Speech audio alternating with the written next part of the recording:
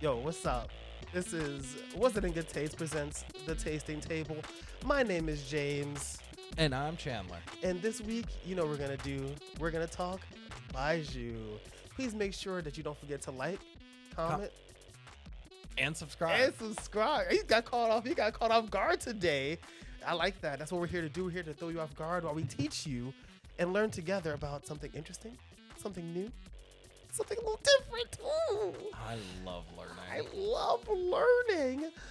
So my birthday just passed, and I was this liquor here, Baijiu, was gifted to me by my sister. Okay, and so I thought it'd be super fun if we got together. We got to learn about it. We got to taste a little bit of it, right? And maybe if you give us a little bit of your feedback on what you think, make some interesting cocktails with it in the future. Ooh, You know? I've already got something cooking up in this brain. Oh God, he has something. brain boil. He has something. He has something boiling up there. He got something going up there. So what is Baijiu? Did you do any research? Did you look up? I know Baijiu? some of the basics, What do you know? but you were gonna do me. I'm curious. I like. Hit me with a I quick don't wanna summary. impede on your lesson plan. that's But all okay, right. so what I know about Baiju Yeah, is that it's pronounced Baiju.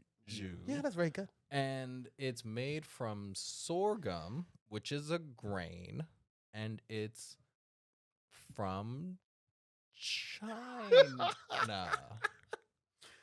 So actually, it's so interesting because Baijiu, I believe, it means like white liquors, or like pretty much Baijiu isn't really a drink so much as it is a category, and under Huh? which there's different. Oh, your mind is about to get blown. Okay, so Baijiu is a grain alcohol, right, from China, but it's specifically a type that's made using traditional Chinese methods, right? So there's uh, four different types, and under that there's like different genres. Wait, within those Yes. types? So for example, right? Okay. I'm gonna get into really quickly what the types are. Yeah. Then we're gonna take a sip. Then we're gonna talk about how it's made. Okay. Well, So the, I ain't got no type. Bad Baiju is the only thing that I like. that's the. You pour. All right, All you right. talk. So the four different types of baijiu, and this is so interesting when you find something completely new that we've never heard of before, right? Because this is a grain liquor. You think grain liquor, you think vodka. Well, you don't know this, but vodka has nothing on this. Do you know that China produces 10 billion liters of this a year? That is more than vodka, rum, whiskey, tequila together. Baijiu is the world's number one spirit. And Ming River, the Wait, company, more. Wait. yes, What? yes. As a matter of fact, the history of Baijiu goes so far back as 5000 BC. Whoa. Okay. Yeah, there's some so actually this company, this distillery, Ming River, is also the oldest distillery in China. How old are they? I don't know. Listen, I went to their website. Okay, you know, But they're the oldest. they're the oldest, and they're one of the two or three companies that's really moving on taking what is traditionally a Chinese celebration drink and moving it into the mainstream and Western audiences, which is why I have it, which is why you do see it in some of the more popular, like hotels and on some of their menus. It's because it's getting pushed. There's something behind it, and there's four different types. One is rice aroma, right? So they're all. It's kind of like maple, where it's Okay. like dark. Now it's like dark amber, light amber, strong Mm. flavor like that. Mhm. So it's rice aroma, which is like a light flavor. Are they all made from the same things? So Baijiu, because it's just like it can be made from any grain, but traditionally sorghum. Okay, but it has to be done the traditional way, which I'm gonna get to. Okay. Okay, so is it kind of like vodka in the sense that it can be made from corn, it can be made Yes. from wheat, it can be made Yeah. from potatoes, it can be Yeah. made from just because like vodka doesn't have to be grain, it Well, just has to be some sort of. well, if you let me finish, then you would find out. Okay. Because the different flavors correspond to different regions in China that have their own, and they use different things. Whoa. So you have rice aroma, which is a floral light flavor. You have sauce aroma. That one, it just like has a sharp taste, You kind of said like sauce? yeah, like kind of like soy sauce. Well, because that too is fermented. It is. It is. You could distill soy sauce.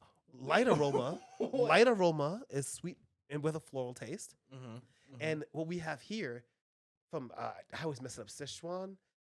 This region they produce strong aroma, which is spicy and fruity. Huh. Now that we've had that and we've let this ice melt.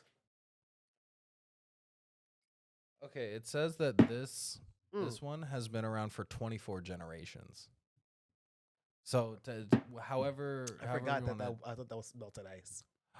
Oh, it wasn't all melted ice. It was also a very heavy pour. Yeah. So, what were you saying? I'm sorry. 24 generations. This, How long is that? This distillery. How long is that?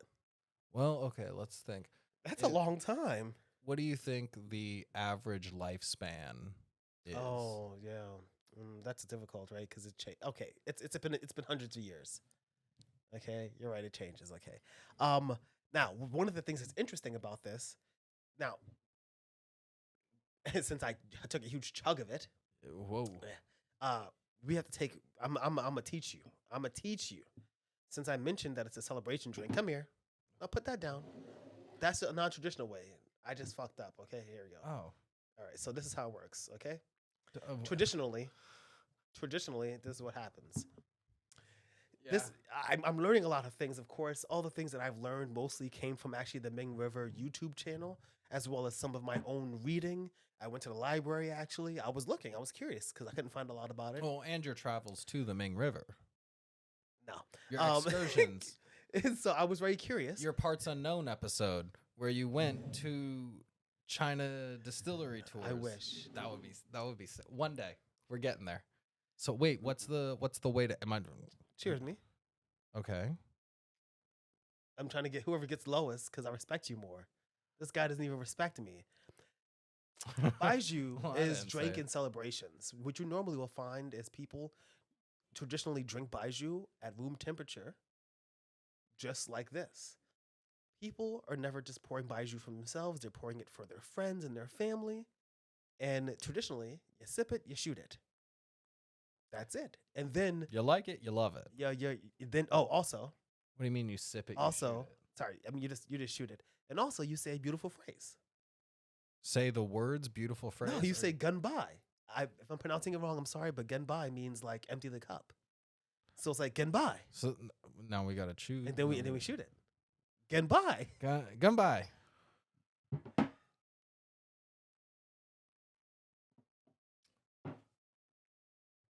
Woo wee. With a strong fruity aroma and a pretty interesting heavy body. It was obvious to me then when I read up on this that this was strong aroma. Pretty strong aroma. Remember I mentioned when we first tasted this, I said, oh, there's something in the end. You end up with some kind of funk. Yeah. It's because the traditional methods that are used to make baijiu are so interesting and are as follows. They make them in mud pits. That's funky. They're like clay mud pits, right? So it's not mud. Is it, it's like ceramic? no. It's like clay mud bricks. Oh, You know what I mean? It's like a clay pit made out of mud. Okay. They look nice. They're not dirty or nothing, And then because people are bigoted and racist, Is that where it ferments or is that where it distills? so they take the sorghum. Traditionally, they steam it.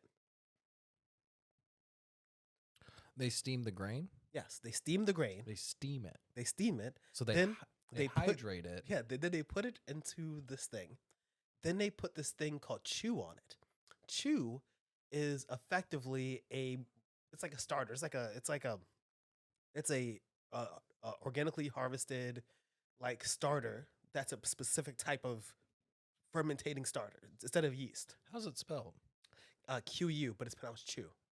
Okay, yeah. Yeah. I looked that up. It's QU and it's pronounced chew. They're not just spit and dip on it. They're not. And then this is the most beautiful. This is like so amazing. So they take that, they put it over it, right? Then effectively it ferments, and then they scoop it out and use it. And as they're doing that, they add new sorghum to it. So they So are effectively, adding- It's like a sourdough starter, and they're feeding it and they're as it feeding ages. it as it. And of course, because there are different types, maybe they take that, because I saw the video, they clean them sometimes, like the things, they'll clean them out. But depending on how strong you want it, how long you want it to be fermented. And then, of course, distillation, copper pots, stored, ambient temperature, clay pots, everything is done at ambient temperature, which means that it's hot. The people are working really hard. They're like really pushing themselves to like do a lot of this by hand. They're stomping on the sorghum with the tootsies. You know what I mean? I think this probably after the steaming, Sorghum on my tip. or maybe after they steam it, they dry it, because that's how they do coffee, and they'll like lay it out. So because then I saw them like stepping on it. Well, because it would make sense if the steaming is part of the process that would like malt it the way, like whiskey malts grains. Well, all I know is they said they put it in the steaming things. They said that they steam it. They said it was just like one of the things that makes it very important is that they steam it. And then Could you kind of describe sorghum? yeah, so sorghum is a grass, and it looks kind of grassy and sometimes can grow like a flower, right? But it has like these little seeds in it that are kind of like round and hard, and they kind of look like nuts. Are they more like a rice or like a wheat? Kind of like a rice. Or I guess because a quinoa? because actually one of the things that's interesting is that it's obviously not the same, but it has a lot in common in tradition, in the vibe, and kind of even some of its history as like sake and soju. That makes sense. You know what I mean? So like yes, effectively it's just raw. It's like rice. It's round and like kind of hard. Well, because when you steam that, it doesn't necessarily do anything but just hydrate. Like I don't know if it gets it hot enough to sweeten it in a way that, but It is sweet, and so or like the way we do malted rye. and then of course they're aged in clay jars, and then they can be aged. That's the thing about baijiu. It's because we have one strong baijiu by one of the oldest companies, right? This is strong aroma. They have some that are dark in color because they can age them. Really, baijiu is just kind of the overarching, you know what I mean? Because it means white spirits. It's just the overarching kind of category. And here's the thing. I want to be fair and say that a lot of what I was reading about baijiu was by this company, right? Maybe and then I did some other ancillary research, and I saw they didn't mention in Ming River's videos that they did the steaming, but everybody else said that when they do that one of the preparation steps is that they steam the sorghum. So I'm assuming that that's probably one of the few steps that is required to make it like, then you make the distilled, baijiu, and then maybe you can add stuff to it and do things to it that could make it drip into one of those other categories. So okay, now I got one more follow up. Oh yeah, I got a bunch of facts and. So potentially is the steaming part, do they then not throw it into a vat? Or like do they So the vat is. Do they make a brew in the similar way, or is it just like because the grain will absorb the moisture of the steaming, they don't necessarily have to put it into So from what I'm understanding, or like from what I'm understanding, if there's a baijiu master out there, but from what I saw, because they were showing them make it, right, is they were taking what looked like actually like hydrated sorghum. It didn't look hard. You know what I mean? And they're putting it in the vats. And depending on how old you want it to be and etc., could depend on if there's already some of the mash there, to contribute to a stronger flavor. I guess that was my question was like how liquidy is the mash? You know what's interesting? I didn't see the mash. And they did a lot of videos. They did do a lot of videos, and I read a bunch of papers and stuff, and I read some books a little bit, and I didn't see no pictures of how, I just saw that the vats were these beautiful, it's interesting because I said like clay mud, but that's how they described it. It's like modern, you know what I mean?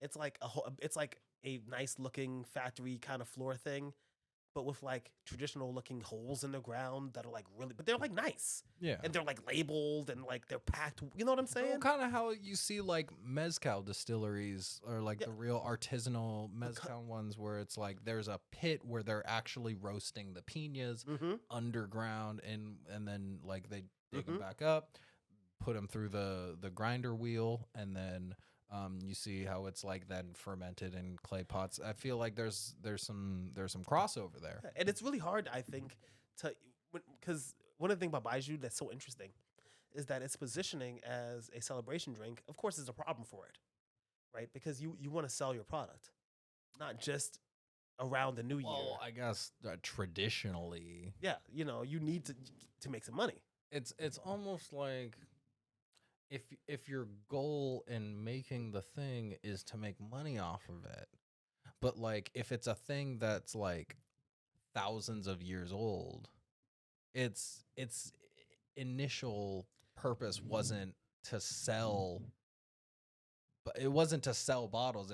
The initial You purpose say of that, but Baijiu. that's not true because I mean I might not know about Baijiu, but I know about sake, and I know that like people who are making sake in the sake farms during the like Edo era, you know what I'm saying, which is like a late era. But I know that they were chilling, they were like doing little deliveries, and they were making money. Yeah, You know what I mean? I yeah. think that the move into industrialization was like really what shook out. So like maybe Ming River's the oldest that survived. I don't know. Maybe they bought another company. Maybe they're the Johnny Walker of Baijiu. Yeah, and they're just making like this, and then they got their blue label that's just a bunch of other bought out. I mean, let's be real. You know, I noticed, and this is why I had to do a lot of research, and which is why I thought this was extra interesting, because I knew you would find interesting the different varieties. Yeah. I knew you would find interesting the traditional methods that they use to make the baijiu, right? But one of the things that's very interesting is that there was a video that was like I don't know, it was like a mini documentary, and in it they went to a baijiu distillery, and all the people there are working really hard. It's like beautiful, it's clean. I say this because I know people out there they assume that because it's in China, they don't know that in China they have institutions that often make the ones that we have here look not as nice. Is it not as nice? It doesn't matter. It's about how it looks.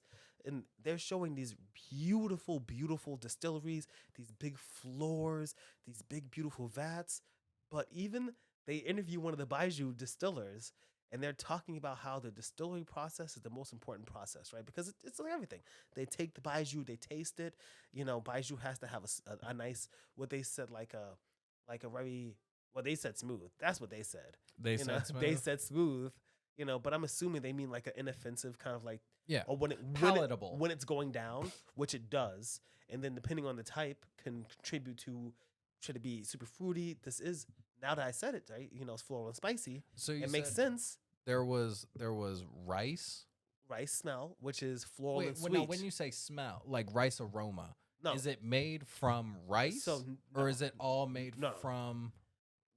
I do know they come from different regions specifically. I have them written down, but I didn't think because obviously the majority of baijiu comes from what they call the liquor triangle. Okay. Which is something that I'd heard of before that I wasn't really aware of, which is 3 provinces or regions inside of China, where it's like it's like 3 cities, and it's like a lot of industrialization and a lot of distilleries in that area. Like one time on the internet I read it. Okay, I was excited when I saw it, and effectively, but the styles are really from different regions because maybe look out for next week's episode of Was That in Good Taste, but China. Complicated, and there's really a bunch of different countries, so baijiu kind of covers the entire history of China, and so rice aroma, I mean, doesn't have to be rice, but it's gonna be a more sweet, more floral, and so maybe they ferment it less, maybe they use sorghum because that's traditional, or it could be in a similar way that we have like bourbon, rye, Scotch, Irish whiskey, like all of the different regions, they're all whiskey. They have 20 regions. No, they have 20 category. It's like 4 styles and 20 recognized categorizations of baijiu. So within those 4 styles, I'm guessing it's not evenly divided. I mean, I don't know, but I feel like it's probably because this is what's in America right now. It's probably strong aroma is the type that you would see, mainly because I haven't even had the other, but I think sauce aroma with the very savory taste that I heard it's sharp and savory, like soy sauce, which is why it's called sauce aroma.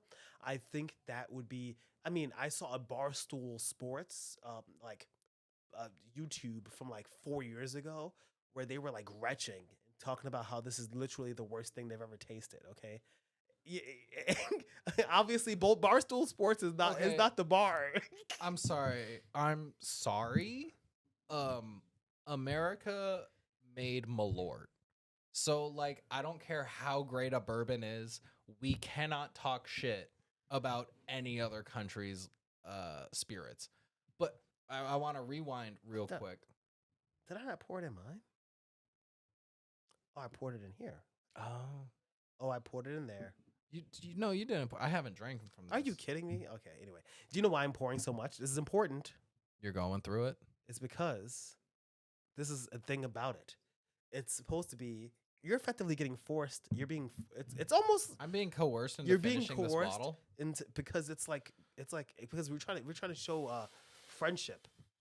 This is the beauty. This is the beauty of liquors and things. From you look at you behind the mic. Go. Wait, but no, I clicked yours lower. Oh no! I had to sneak it. God, I had you got to sneak it. it. This is one of the things, and this is not a joke. And I love a lot of these cultures. People live close to each other. Is they have a lot of things that feel very communal. It's fun to force your friends to drink a little bit. It's chewy. It's a It is. chewy taste. Here's a question: are you retching from it? Are you doing the this is the worst thing in the world? It's not the worst thing in the world. It's complicated. It's complicated. It's nuanced. It's a lot of a flavor I don't really like, and I think that flavor is like that kind of musky passion fruit. You're thinking wrong. You've had 2 beers, only 2, a little earlier in the day. You're ready to drink. You go out to a restaurant, tempura, maybe some fried chicken, maybe a sandwich spot, and you're hanging out with your friends with a bottle of this. You're not thinking about it. No, I know it gets to a point where I'm throwing them back. Like that's not the problem. I'll have a couple bottles of like a rice beer or like a light beer. I think or the like- whole problem is probably that like since it's like a celebratory drink, it has that kind of body about it.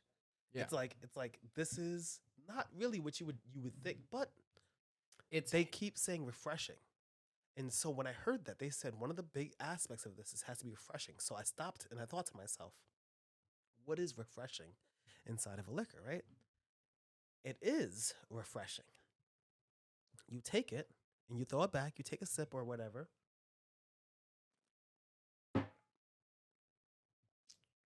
yeah. And then what? It doesn't really burn. It's just flour, it's sugar, and it's aroma. This is inoffensive. No, This it's is got so many more things going on.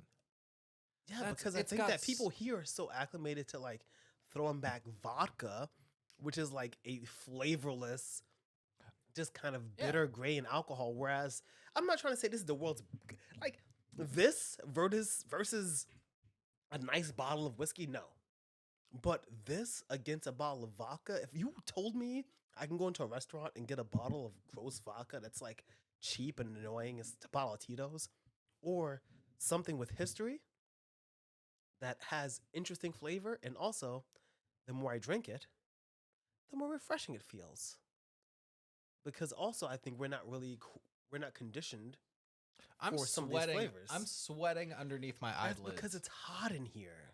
I'm Okay. I'm having this a similar Okay. reaction as what I had to Slivovitz, but in a different way. Think about this. The amazing people that I saw That was a plum making brandy from another episode. If you guys want to check that out. the amazing men who I saw making this were working in the heat. The people who are drinking it live in the heat.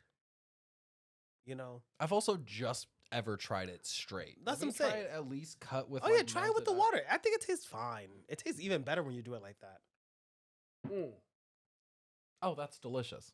Oh, that's fantastic. Actually, one of the videos Wow. said It just needs a little water and ice to open up.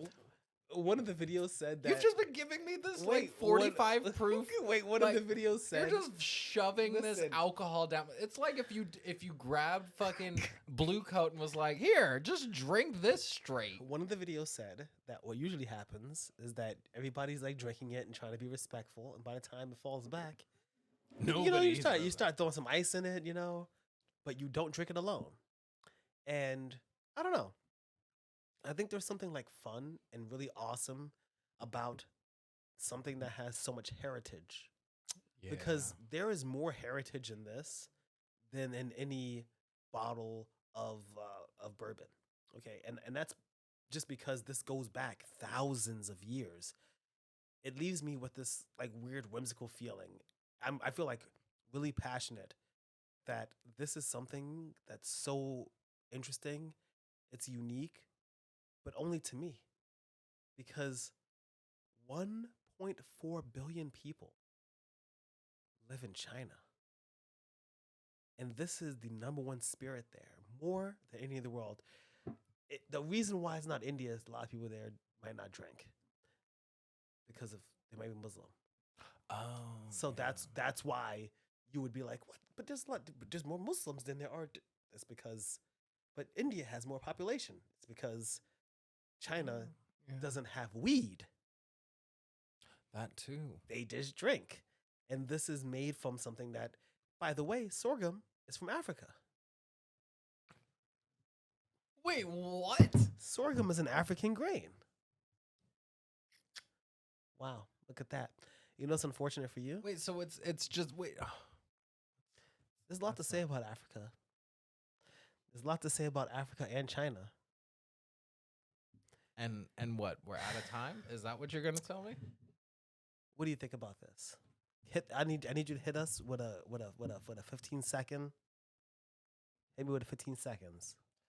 I think this would be a fantastic cocktail if you blended it with some other complementary fruits. I think there's a little bit of a muskiness that could be either enhanced by using a little bit of like a deep sweetness kind of fruit or like a deep red, like a plum kind of thing.